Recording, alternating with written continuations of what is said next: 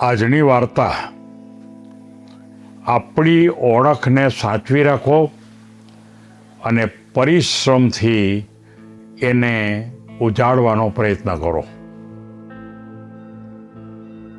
મિત્રો, આ દુનિયાની અંદર હંમેશા પોતાની ઓળખને જાળવી રાખવી જોઈએ. કોઈની સાથે દેખાદેખી કરી અને અન્યની ઓળખને પોતાનામાં લેવા માટેનો પ્રયત્ન જો કરવામાં આવે તો જીવનમાં એ સફળ થતા નથી.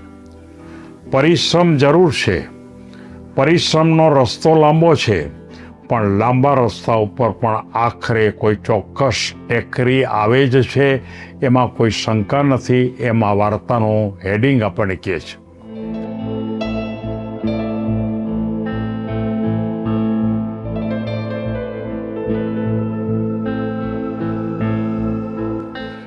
રિઝી નામની એક યુવાન દીકરી, શિક્ષણના ક્ષેત્રમાં એણે સારી એવી ડિગ્રી પણ લીધી, પણ એના મનમાં એક ચોક્કસ પ્રકારની ભૂમિકા હતી કે કલા, અને એ પણ માત્ર ફોટોગ્રાફી અને વિડીયોની ભૂમિકા ઉપરના કન્સેપ્ટ ઉપર એના પોતાના જીવનની અંદર આગળ વધવા માટે વિચારતી હતી. ફોટોગ્રાફી અને આ પ્રકારે વિડીયો, એની તો એક મોટી દુનિયા છે. કેટલાક માણસો સામાન્ય પ્રકારની ફોટોગ્રાફી કરે છે, કેટલાક માણસો છે એ એવા પ્રકારની ફોટોગ્રાફી કરે છે કે માણસો જોઈને પણ ખૂબ આનંદમાં આવી જાય, અને કેટલાક એવા પ્રકારની ફોટોગ્રાફી પણ કરે છે કે જે ફોટોગ્રાફીને કારણે માણસોને ગમે ખરું, પણ એ ખરેખર સાચી ભૂમિકા એ ફોટામાં જોવા મળતી નથી. સમાજનું મૂલ્ય એમાં દેખાતું નથી, પણ માણસને ગમે. દાખલા તરીકે ડાન્સને, અન્ય પ્રકારના નાચવું ને આ પ્રકારની ફોટોગ્રાફી કરીને પણ કેટલાક માણસો ખૂબ આગળ નીકળે. આ રિદ્ધિના મનમાં પ્રશ્ન થયો કે મારે એવા પ્રકારની ફોટોગ્રાફી તો કરવી નથી. સમાજને જે નુકસાન કરે એ પ્રકારની ફોટોગ્રાફી કે વિડીયો મારે ઉતારવા નથી. અને એણે પોતે યુટ્યુબ ચેનલ ઉપર પોતાની એક ચેનલ બનાવી, અને એ ચેનલમાં સમાજના અનુસંધાનની અંદર સમાજનું ચિત્ર રજૂ કરી શકાય એ પ્રકારની એક વિડીયો એ વારંવાર એ યુટ્યુબ ચેનલ ઉપર મૂકે. પણ એ બધા વિડીયોની અંદર ચોક્કસ પ્રકારની ભૂમિકા હતી, અને એ ભૂમિકા એ હતી કે ખરેખર જીવન શિક્ષણના કન્સેપ્ટો એમાં આવતા હોય. કોઈ ઉછાછડા ભૂમિકા નહોતી. ત્યારે એના કેટલાક જે નજીકના સ્વજનો હતા, એણે એમ કીધું કે રિઝી, તું આ પ્રકારના વિષય ઉપર તું ગમે તેટલા વિડીયો બનાવીશ, સમાજને એ પ્રકારના વિડીયો જોવામાં રસ નથી. એ પ્રકારે એ વર્તવા પણ માગતા નથી, એ પ્રકારે જીવનમાં જીવવા પણ માગતા નથી, અને તારો પોતાનો સમય ખરેખર બગડે છે. ત્યારે રિદ્ધિએ એમ કીધું કે વાત સાચી છે. મને પણ ખબર છે કે હું અમુક પ્રકારના જો વિડીયો મૂકું તો એ વિડીયોની અંદર ખૂબ વધારે પડતા વ્યુઅર પણ આવે, જોવાની સંખ્યા પણ વધે, અને સાથોસાથ એમાંથી મને પૈસા પણ મળે.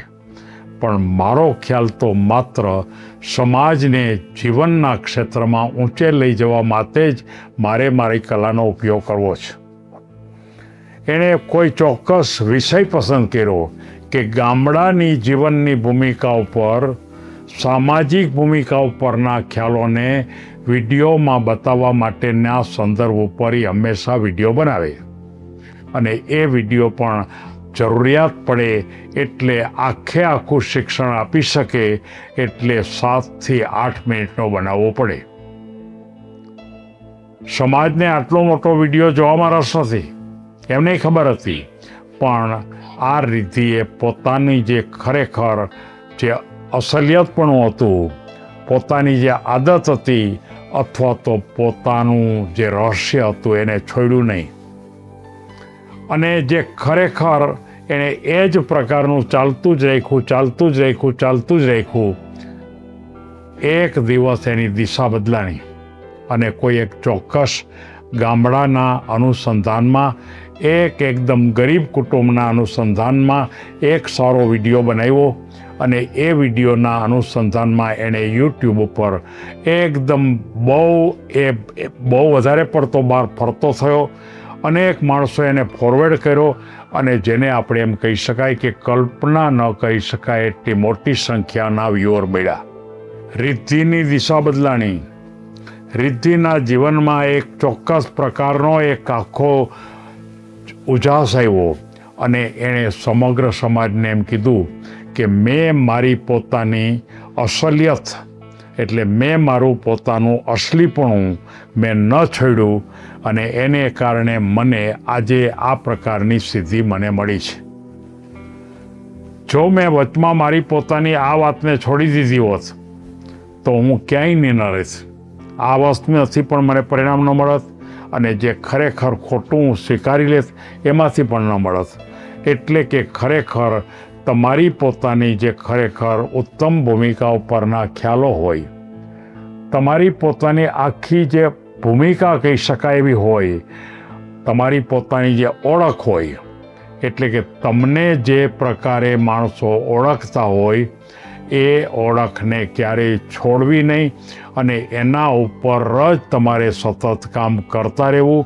એમ આપણને આ રિદ્ધિ બતાવે છે. રિદ્ધિ આપણને એનો ખ્યાલ આપે છે અને એક ને એક દિવસ એ આ કલાના ક્ષેત્રની અંદર, યુટ્યુબના ક્ષેત્રની અંદર ખૂબ મોટી આવક એણે પ્રાપ્ત કરી અને સાથોસાથ જીવનના કેટલાક જે પ્રશ્નો છે, જીવનના કેટલાક આયોજનો છે, જીવનના કેટલાક સમસ્યાઓ છે, આ સમસ્યાના ઉકેલ માટે સમાજને જીવન શિક્ષણ આપવા માટેનો એક ચોક્કસ પ્રકારનો રસ્તો બતાવ્યો અને એ પ્રકારે પોતાના જીવનમાં એણે ખૂબ આગળ વધ્યું. મારે પણ એ જ વાત સૌ યુવાનોને કહેવું છે. તમારી ઓળખ કઈ છે? તમારી ઓળખ જે હોય એને તમે સાચવી રાખો અને એમાં તમે પરિશ્રમ કરો. પરિશ્રમ કરવા માટે તમારે લાંબો સમય આપવો પડશે, પણ એક ને એક દિવસ તમને રિદ્ધિની જેમ ઊંચા આસન ઉપર બેસાડશે. એમ આ વાર્તાનો બોધ છે અને તમારી જે ઓળખ છે એ હંમેશા તમને સમાજ સાથે જોડી રાખશે. લાંબા ગાળાની ઓળખને મજબૂત કરો તો જીવનમાં તમને જીવવામાં પણ રસ પડશે. સમાજનો ટ્રેન્ડ કયો છે, સમાજ શું ઈચ્છે છે એની સામે ધ્યાન નહીં કરો. તમે સમાજને શું આપવા માગો છો એના તરફ તમે ધ્યાન આપો અને ધીમે ધીમે ધીમે સમાજને ખાતરી થશે અને એ તમારી નોંધ લેવાનું પણ ચાલુ રાખશે. સફળતાને સ્થિરતા તરફ અને ગાઢ બનાવવા માટે તમે સમય આપો. એને માટે પરિશ્રમ કરો. પરિશ્રમ માટે લાંબા સમય સુધી પરિશ્રમ કરવો પડે છે. ટૂંકો રસ્તો નથી.